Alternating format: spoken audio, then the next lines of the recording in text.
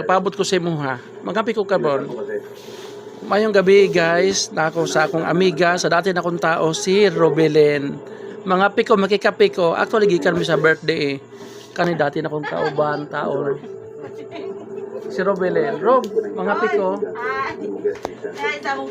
Papa ni Robe. Ay, nagbisita ko sa ilaha diri karon. Kung saan yung lugar agad, Rob? Eco City Heights. Wow, Eco City Heights. Asang kape, mga piko? Mga piko. Mga pinyaway kape. Almost 11 o'clock na.